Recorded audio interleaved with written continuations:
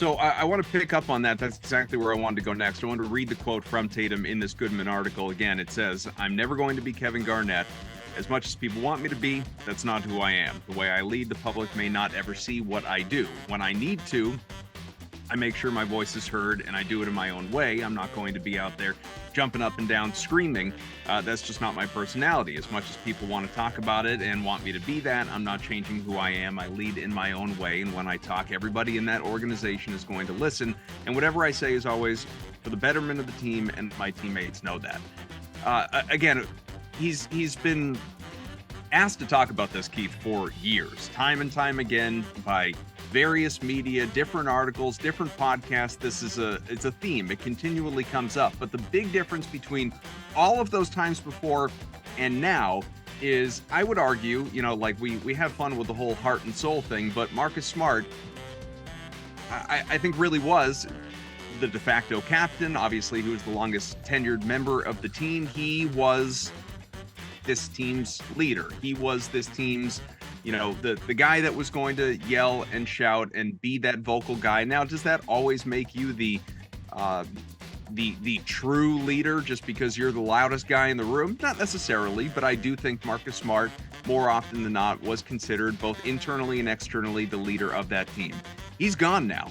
So this is more than ever, Evan and I have talked about it, Tatum and Brown's team. Is Tatum prepared to lead in, he doesn't, forget us. He doesn't need to do anything for us, fans, media, outsiders. Within that room, does he have a leadership style, you think, that does resonate with everybody else that need to listen to him? New FanDuel customers can bet $5 and get $200 in bonus bets, guaranteed. Plus, all customers who bet $5 will get $100 off NFL Sunday Ticket from YouTube and YouTube TV. I think so. I think what we're going to find out with this team is, do you need that in-your-face leader or not? Because you mentioned Marcus. I would say the second guy on the roster who would do that is Grant Williams, and he's no longer there either. It's, I always likened it to, those are the two guys, along with when he was there, Ime Udoka. They'd scream and yell at you and make you feel bad. And then Al Horford would put his arms around your shoulder and be like, all right, let's move on, let's go, and just kind of get it moving. And I think Tatum probably falls more towards the Horford side of things. We know Derek White's kind of a quiet leader. Jaylen Brown can be loud, but I tend to think that's more towards himself than it has ever been towards anybody else. So we're going to see, is there somebody on the roster who will, if the need arises, kind of get in somebody's face? And do you even need that, right? Those are the other things we're going to find out. Is can you get through? Like, I don't know. Maybe somebody is that guy on the Denver Nuggets, but I don't know who the guy on the Nuggets is that was screaming and yelling in teammates' faces either. It seemed like they were all a little bit more of, hey, let's do what we're supposed to do. But that's a long way of saying, I think with Tatum, you're right. We're never going to see it. Like, it's never going to be on the court where he, is grabbing somebody's jersey and screaming and yelling at him. We're never going to see, that, even the moments when the media is allowed in at the end of a practice and those kind of things. Maybe stories will trickle out, but I think he's going to be more of the kind of guy who's going to be like, all right, here's what we got to do, and kind of sit everybody down and let's talk through this and kind of go through it in a way where it is, hey, but I think it's more than a just let's build everybody up. I think it's going to be in a I'm holding people accountable kind of way. And it's almost kind of like, I look at it as when we were kids, right? You almost wanted, if you knew you screwed up, you wanted your parents to scream and yell at you. And it was way worse when they were like, I'm just disappointed in you. Yeah, I'm not Here's mad, what we I'm should have done. Yeah, like that hurts so much worse, than if they yelled at you. So I think that's the kind of guy Tatum is. I think he's probably more the kind of leader who is like, all right, I'm a little disappointed. I'm not happy. Here's what we got to do. I guess my concern, Keith, would be, and I don't know how this plays out, and I may never know because it would have to be written about by, it's that behind closed doors kind of thing. And I'm not even saying it needs to be Tatum. It just needs to be somebody who every once in a while, who isn't the coach, is going to raise his voice in that room. I just think you can only have so many, and it doesn't need to be on a daily basis like it felt like maybe it was from Marcus or even from Grant. You just can only have, I think, within a team, in all this expertise that I have, I just think you can only have so many lead by example guys.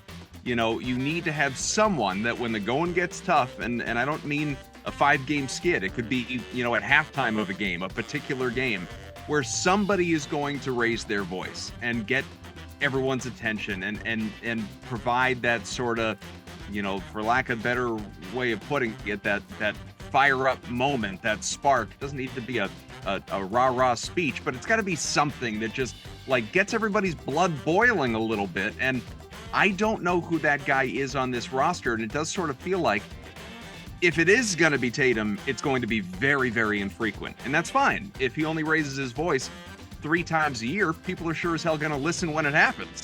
But it's got to be somebody, right? I think so. I'm with you on that. I generally think, you know, someone needs to be that guy, and we'll see. You know, maybe that develops into somebody, and maybe that's where it goes. But yeah, I think it's, you know, team chemistry is always a very, you know, it's like a balancing act, right? It's like, you know, you put too much chlorine in your pool and, you know, you're in trouble with that and everybody's eyes hurt. You don't put enough in and your pool's gross. And, you know, I think you're constantly kind of tweaking and adjusting and trying to figure out, you know, the right mix. And I think with, and the dog just popped their head in here.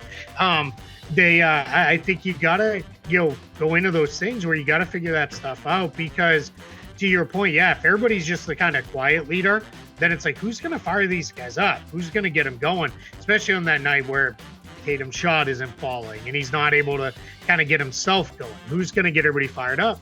And on the flip side, if you have too many guys who want to scream and yell all the time, we know that never goes well, right? That's when it's like, God, would you just shut up and just play kind of stuff? And that's going to be interesting. I'll also say too, a very underrated loss, I think, in that locker room is going to be Blake Griffin. If he does not return, which all indications are he's probably not going to. So I think that's another loss that they're going to have, because he's another guy who he'd been around for a long time. He wasn't, you know, afraid to get loud. And much like Grant, wasn't afraid to, you know, all right, hey, let's, you know, I'm going to crack jokes. Let's be funny. And, you know, I'll kind of be the butt of the jokes for the team for that. And, you know, I think they're going to miss that with Grant too. Grant's the guy they could all kind of pick on if they wanted to. And they did plenty. And he, you know, took it good naturedly and those kind of things. So, yeah, their chemistry is going to be interesting to watch develop throughout the course of this year. Yeah, I just think sometimes when it comes to being a leader, your play on the court can mean more than your actual voice in the locker room. Whereas like Tatum, you know, is he going to yell and scream at people? No, maybe that's going to be more Jaylen Brown, or maybe that's going to be Sam Cassell, or, you know, somebody on the bench. But I think, you know, when they need a spark, it's going to be Tatum demanding the ball and going to the basket, going to the free throw line, or whatever he's trying to do. And I think Tatum is more than capable of doing something like that. So I think when we talk about leadership, we often think about the guy in the locker room who's trying to fire everybody up. We don't have access to that stuff, so we have no clue what Tatum's like in the locker room. Every once in a while, you get a great clip from the Celtics media relations people of, you know, Joe coming in, you know, giving a post-game speech, you know, something really quick, or, you know, you'll see guys interacting, and sometimes you get a little bit of a sense of like the locker room hierarchy. But I do think the one thing that we are missing is the on-court stuff that Tatum can do to lead a team. You know, that's going to be really important. And I would argue that's more important than the stuff that he says in the locker room, because sometimes when you need a guy to go on a run in a game, Tatum's as good as anybody at creating a run by himself. And yeah, he's not going to have, his shot's not going to fall all the time, but more often than not, it's going to. And again, he's going to be a guy that can pick the team up just by hitting baskets, playing good defense, getting rebounds, pushing the basketball, getting guys involved. Like, that's just as impactful to me at being a leader than the stuff that you say. And I think Tatum is, again, more than capable of doing that kind of stuff on both ends of the floor to get a team motivated. New FanDuel customers can bet $5 and get $200 in bonus bets, guaranteed. Plus, all customers who bet $5 will get $100 off NFL Sunday Ticket from YouTube at YouTube TV.